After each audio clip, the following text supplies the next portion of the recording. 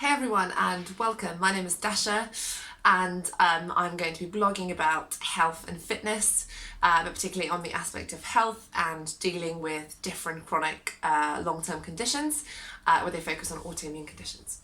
So given that it is lockdown, I think it's a perfect time. It's a real opportunity for reflecting on your sort of lifestyle and taking this as an opportunity to build on fitness and well-being, both mentally and physically, which is something that I've been doing and has really helped me kind of, to get through lockdown. So the reason you're probably on this blog is because you personally suffer with an autoimmune condition, most likely ankylosing spondylitis, or you know somebody who suffers from ankylosing spondylitis. So for those of you who don't absolutely know what this is, ankylosing spondylitis is an autoimmune condition which primarily affects somebody's joints in the back, so their spine, but it can also affect other joints and other parts of their body, in particular eyes. So I just want to share with you what my journey has been with ankylosing spondylitis, or otherwise just AS, as well as some of the other interesting autoimmune things that I have experienced, essentially since being in my 20s. And I really hope that this helps you and this kind of, allows us to connect on this and build a community of support and positivity for people that do suffer from these conditions. So I'm 27, as I said, my name is Dasha. It's a Russian name, so I've got Russian kind of heritage. My first symptom, I was pretty sort of healthy and fit my entire life. And then when I was 19, kind of close to 20 at university in second year, I went through a stage of not sleeping very much and kind of partying a lot and also studying all through the night. And then I woke up one day with a pink eye. So my eye was just slightly pink, slightly inflamed. It was my left eye, so just here. As you can see, it looks perfectly fine now. But I woke up with this pink eye and I didn't think much of it. I thought it was just, eye inflammation, something that I could easily get rid of if I take some drops. I went to the GP. And they prescribed some kind of generic antibacterial conjunctivitis drops. I used that for a couple of weeks. It did not go away, and in fact my eye got worse, and they kept prescribing different drops and nothing was really helping, until at a certain point they suggested that I go and see an eye specialist. My eye was so watery and painful and red that I was sort of constantly crying and had tears coming out of my eye consistently, so it was quite clearly very inflamed. And having never had any eye problems, again, I didn't know what it was, I didn't know what to think about it, and I wasn't actually even particularly worried. I'm just gonna have a sip of coffee. Oh, so good. Yeah, that's how it all began. And then when I went to the eye specialist, this was in Nottingham, so I'm also from the UK, they looked at me and said, you've got very severe uveitis. Obviously, I did not know what uveitis was at the time. And for those of you that don't, it's inflammation of the eye where your immune system attacks the tissue in your eye. So it's potentially a very, very dangerous, serious eye condition that's quite rare for people to get, or often there's an underlying reason for why somebody would be having it. So it kind of said I've let it go so far and that I really risk losing my vision unless I do something drastic in terms of treatment. And the treatment that they proposed at the time was to have an injection of steroids directly into my eyeball. Now you can imagine being an 19-year-old, this was not what you wanted to hear, or being any age really, and I don't really like injections anyway, so I was completely freaking out. But the prospect of losing my eyesight at any point or to any degree was worse. So I decided to go ahead with the injection. I'm not going to go into detail about this because I can do that in a different vlog. So if you're interested in that, let me know, and I'm absolutely happy to share that experience. But at the time, fundamentally, they injected the steroids into my eye and it miraculously healed. That's pretty much all it took. I did have some steroid eye drops afterwards for a couple of weeks, and then the redness and the irritation and the pain had all gone away, and I forgot this ever happened because after that my eye was completely fine for years. Anyway, following that, when I was 24, so about 4 years later, not 5 years later, I got another bout of uveitis. So I kind of woke up again and I had a pink eye, and I did also go for a period of stress. Had quite a stressful few weeks at work, and I went to the Moorfields Eye Hospital here in London, and they had a look at me and immediately were like, yep, you've got uveitis, and I obviously already knew what that was. I was surprised to see that it's come back. And at that point they gave me the steroid treatment in terms of drops and just said, no, go away, this should be fine within weeks.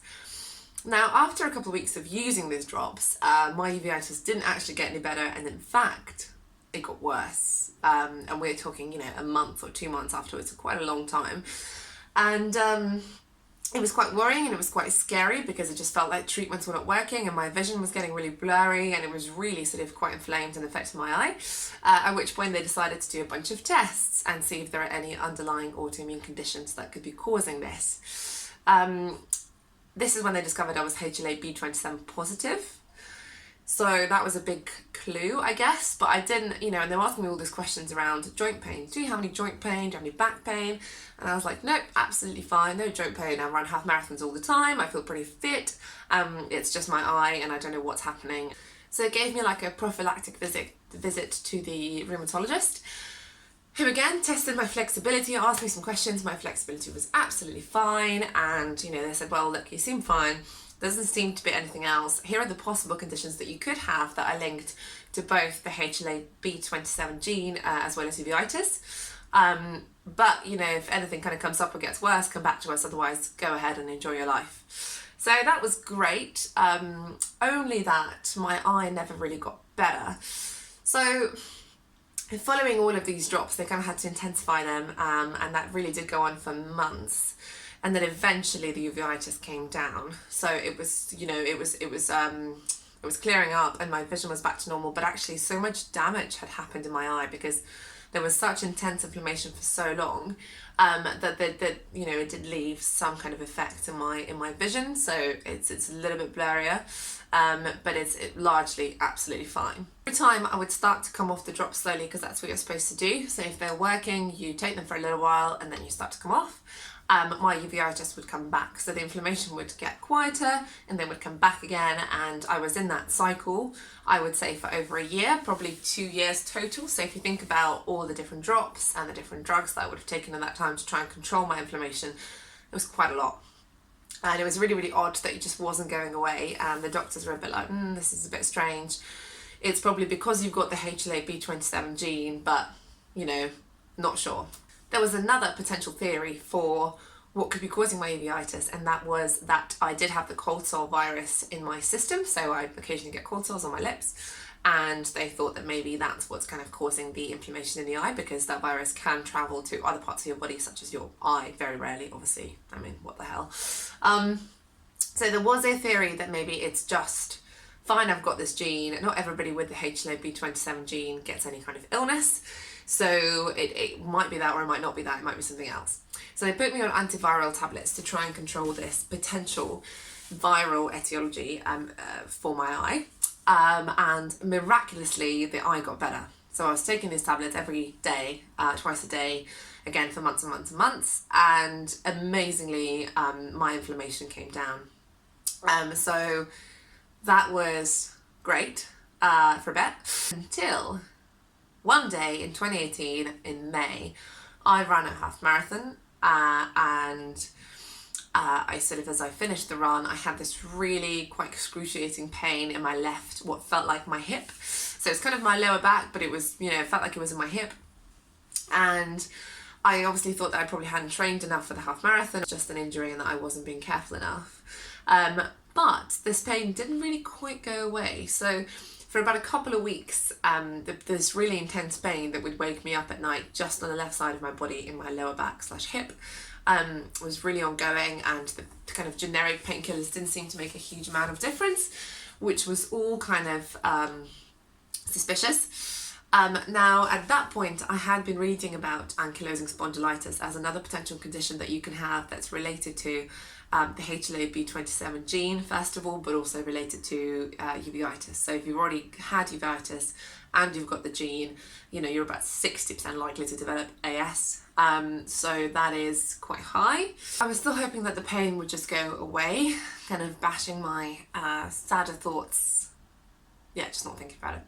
So then I would say a few months later, the pain had gone away eventually, and then a few months later it came back in the same place, in the same way, and I was a bit like, oh, this is strange. I thought it healed, or whatever injury there was, it gone. And then the pain would stay for a couple of weeks and then it would disappear again. So the pain had kind of been recurrent, so it kept coming back. And then at that point, I got a physio referral because I went to my GP and said, look, I don't want to live with this pain, even though it's not particularly debilitating. It's still pain in my left hip, and I hadn't really been running again because I just didn't want to kind of make it worse. So actually, I've just given up running for over 6 months, maybe 6 months to a year completely. However, after 6 months of physio, it didn't get better. And I said to him, do you think that this could be ankylosing spondylitis?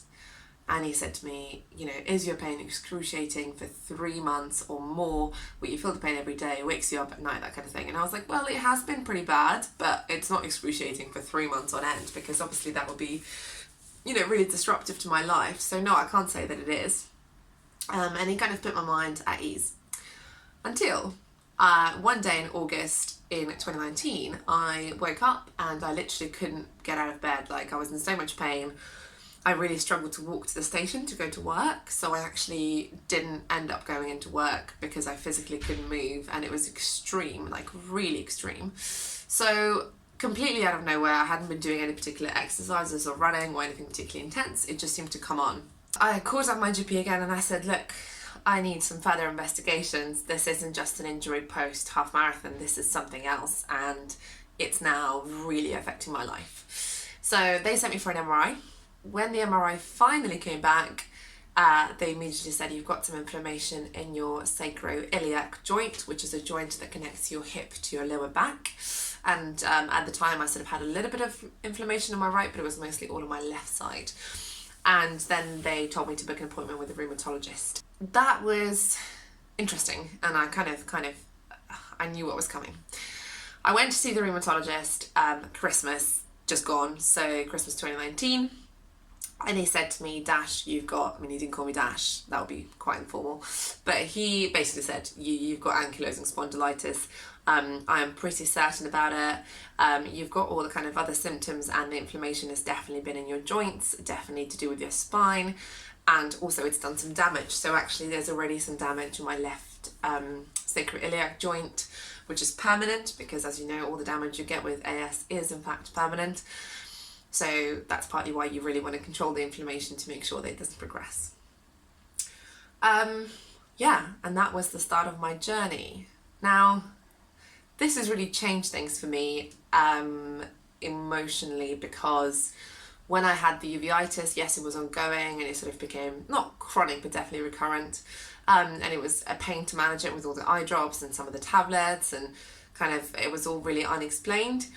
To have a full-on systemic autoimmune condition that is progressive, or supposed to be progressive, is a really scary diagnosis to receive, and I'm sure for those of you that have recently been diagnosed, that's a lot of information to digest and to figure out what that means for you. Now, what I knew is at the time I wasn't particularly bad, but I also knew that it was bound to get worse. It was just odd to hear that, and really hard to process, especially thinking of myself as a fit and healthy, a relatively young person. And 27 isn't that young, but and yeah, it was a lot. So the reason I wanted to start this channel, and I wanted to specifically talk about my health, but also specifically about autoimmune conditions, is because it's still quite a rare thing to be diagnosed with, to know that you have, to be talking about. And what I'm absolutely intending on doing is to really spread positive vibes and talk to you about different management techniques and therapies that have helped me so far. It has only been, I would say, just over 3 months since I've had it. Since I've known I've had it, so I've been living with it knowingly. I did go through some real emotional lows, as you can imagine, processing all of that information, but I've definitely come out on the other end. I feel so much better, and the first thing I wanted to do was to share my journey with you and to hear about yours so that we can support each other. So I hope you really enjoy this vlog. Thanks.